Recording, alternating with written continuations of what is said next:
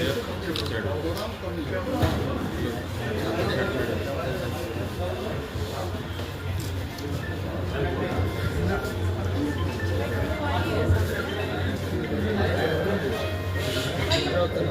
जाएंगे, लगा वो हट जाएंगे। नमस्कार।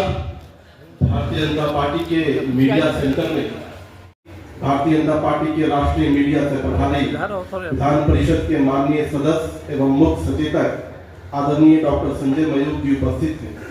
मैं आदरणीय स्मृति ईरानी जी से विनम्र निवेदन करता हूं कि वे आज के इस प्रेस वार्ता को संबोधित करें। नमस्कार। दर्द और दहशत के साए से बिहार की स्वाभिमानी महिलाओं को उभार कर आर्थिक उन्नति और समृद्धि के पथ पर ला रही है एनडीए की सरकार। आज भारतीय जनता पार्टी की एक महिला कार्यकर्ता होने के नाते मैं अभिनंदन करती हूं प्रधानमंत्री जी का, जिन्होंने जनधन योजना के माध्यम से बिहार की गरीब बहनों को देश की अर्थव्यवस्था और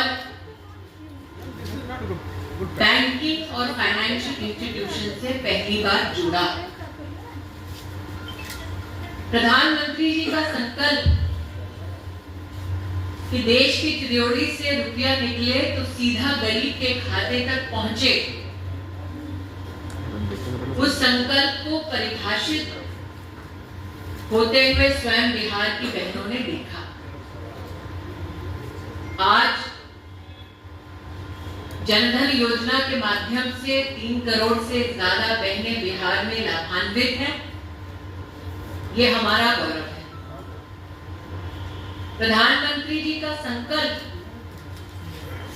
कि डबल इंजन की सरकार के माध्यम से बिहार के हर गरीब परिवार में महिला सुरक्षा और सम्मान की दृष्टि से एक शौचालय बने, उस संकल्प को भी हमने साकार होते देखा है।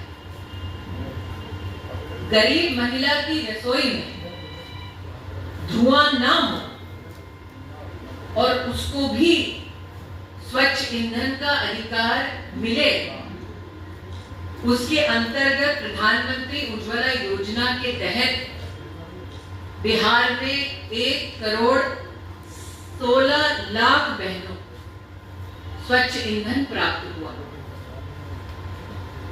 महिलाएं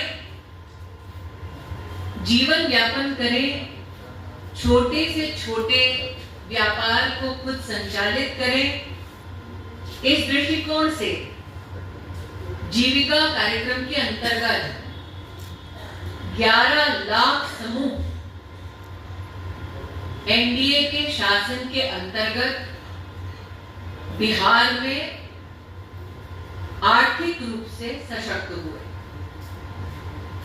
सशक्तिकरण के इसी संकल्प को आगे बढ़ाते हुए रोजगार योजना के अंतर्गत 1 करोड़ 30 लाख खातों में बहनों के लिए पहले चरण में 10,000 की राशि पहुंचाई गई और चूंकि रफ्तार पकड़ चुका है बिहार, फिर एक बार एनडीए की सरकार, चुनाव बाद ये राशि बढ़कर 2 लाख रुपए कर दी जाएगी। महिला न सिर्फ आर्थिक रूप से बल्कि सामाजिक और राजनीतिक रूप से सशक्त हो, इस दृष्टिकोण से भारत की संसद ने प्रधानमंत्री मोदी के नेतृत्व में एक ऐतिहासिक कानून पारित कर महिलाओं को 33% का आरक्षण दिलवाया। तब भी और अब भी महिला विरोधी विपक्षी दलों ने पुरजोर महिला के सशक्तिकरण के इस अध्याय का विरोध किया, लेकिन एनडीए की सरकार ने इस ऐतिहासिक निर्णय को पारित किया, ये हम कार्यकर्ताओं का गौरव है। मैं बिहार की बहनों से ये निवेदन करना चाहती हूँ कि अपराध के साए से बिहार को उभारा है एनडीए की सरकार ने, दहशतगर्दों को हराया है एनडीए की सरकार ने, महिला को आर्थिक और सामाजिक रूप से सशक्त किया है एनडीए की सरकार ने। इसलिए पुनः एनडीए की सरकार को अपना आशीर्वाद दे, नरेंद्र मोदी के संकल्प को सशक्त करें और स्वाभिमान के साथ, सम्मान के साथ बिहार का भविष्य रचे। आज यही निवेदन लेकर मैं बहनों के बंधन में आई।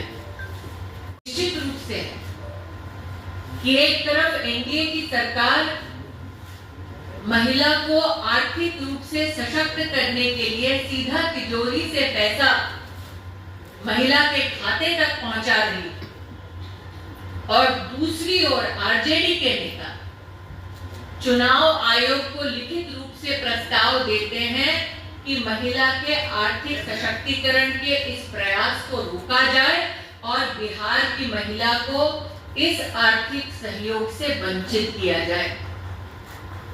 आरजेडी के उस नेता को, आरजेडी की पार्टी को और महागठबंधन को कहना चाहती हूं कि नरेंद्र मोदी ने ये मुमकिन कर दिखाया है कि बिहार की स्वावलंबी स्वाभिमानी महिला जो आर्थिक सशक्तिकरण के इस पथ पर चल पड़ी है, वो ना रुकेगी, ना थमेगी, ना महागठबंधन के सामने झुकेगी।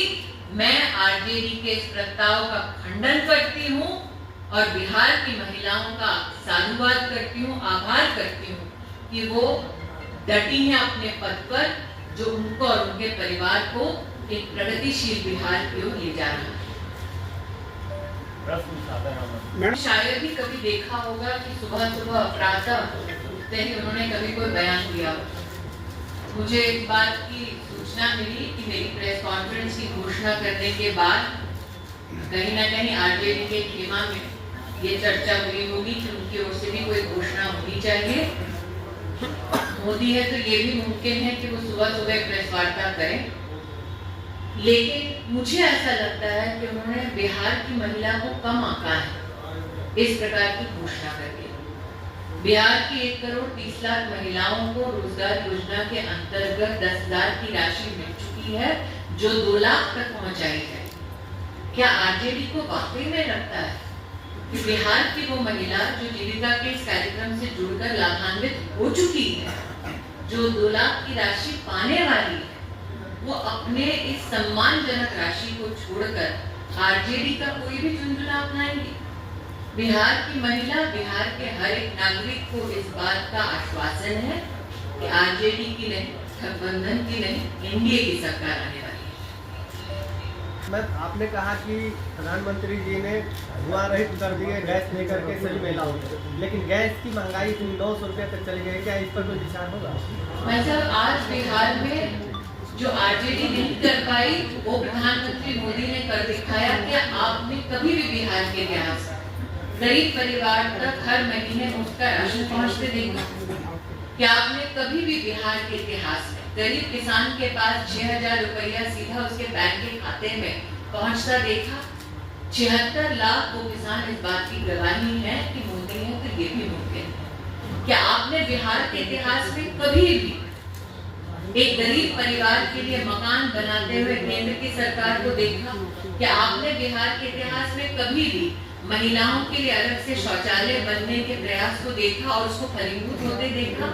तो आज चाहे बिजली की व्यवस्था हो, चाहे गरीब के लिए पक्का मकान हो, चाहे शौचालय हो, चाहे स्वच्छ पीने का पानी हो, यहाँ तक कि 32 लाख बिहार की वो बहनें जो गर्भावस्था में हैं, उनको भी मातृवंदना योजना के अंतर्गत बिहार में अगर कोई कैश ट्रांसफर हुआ है तो वो एनडीए और विशेषकर प्रधानमंत्री जी के नेतृत्व में ही हुआ है। तो न सिर्फ गैस का सिलेंडर गरीब को मुफ्त पहुंचाना, घर बनाना, टॉयलेट बनाना, बिजली देना और जीविका के माध्यम से 10,000 की राशि पहुंचाना जो 2 लाख तक होती है, और किसान सम्मान निधि जो वर्तमान में 6,000 रुपए है, जो चुनाव बाद एनडीए की सरकार में बढ़कर 9,000 रुपए हो जाएगी, ये तभी संभव है जब जनता ने भाजपा ने एनडीए को चुना है। और न्यायालय के पुजारी यानी वकीलों के लिए क्या कुछ योजनाएं हैं? क्या एडवोकेट प्रोटेक्शन एक्ट पे भी बात होगी? मैं इतना ही कहूँगी, आप सरकार बनने के बाद हर वर्ग, हर समुदाय के जितने भी प्रश्न हैं उनका समाधान निश्चित रूप से एनडीए के माध्यम से ही। बहुत बहुत धन्यवाद। Thank you.